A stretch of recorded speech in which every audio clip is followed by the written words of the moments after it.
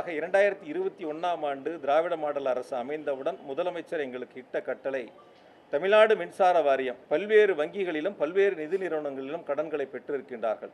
அந்த கடன்களுக்கு செலுத்தக்கூடிய வட்டித் தொகை என்பது 13.5 விழுக்காடு வரை அதிகபட்சமாக கடன் தொகையை வாங்கியிருக்கின்றார்கள். அதை முழுவதுமாக குறைத்து ஒரு கட்டுப்பாட்டுக்குள் கொண்டு வரப்பட வேண்டும் என்று உத்தரவுகளை வழங்கினார்கள். அப்படி கடந்த காலங்களில் எந்தெந்த வங்கிகள் நிதி நிறுவனங்களில் 13.5% வரை வட்டிகளுக்காக நிதிகள் பெறப்பட்டதோ அதையெல்லாம் அவரிடத்திலே பேசி ஒத்துக்கொள்ளாத இடத்திலே அந்த தொகையை நாங்கள் கட்டி மீதம் இருக்கக்கூடிய வங்கிகளில் நிதி நிறுவனங்களில் கடனை பெறக்கூடிய ஒரு சூழலை உருவாக்கினோம். அதிகபட்சம் தமிழ்நாடு மின்சார வாரியத்தினுடைய கடன் வட்டி தொகை என்பது 9.5 விழுக்காட்டிற்குள் முழுமையாக கட்டுப்படுத்தி கொண்டு வரப்பட்டன. இதன் மூலமாக ஒரு ஆண்டிற்கு 1200 கோடி ரூபாய் 1500 கோடி ரூபாய் அளவிற்கான சேமிப்புகளை எங்களால் உருவாக்க முடிந்தது. அதே போல கடந்த முந்தைய அதிமுக ஆட்சியில் பிளேயாஸ் இருக்கு, உங்களுக்கு தெரியும், தெர்மல் பிளான்ட்டில் ஏற்பட்ட அந்த பிளேயாஸ் விற்பனை செய்யப்படும்.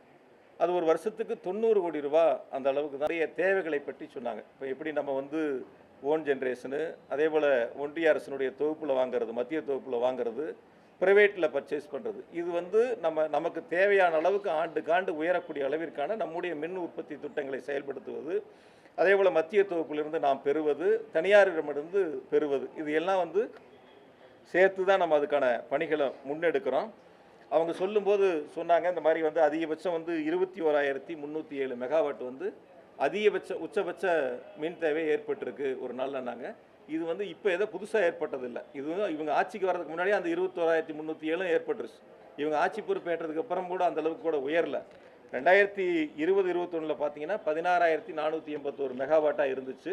அது அப்படியே படிப்படியாக உயர்ந்து 21-22 17,916 megawatt 96 megawatt, 22-23 18,053 megawatt, 23-24 19,409 megawatt, 24-25 20,830 megawatt, 25-26 இப்போ 21,307 மெகாவாட். இப்போ இந்த கவுண்டிங்க்கு முன்னாடி இதுதான் ஆண்டுதோறும் படிப்படியாக உயர்ந்து நம்முடைய மின் தேவை அதிகரித்திருக்கின்றன.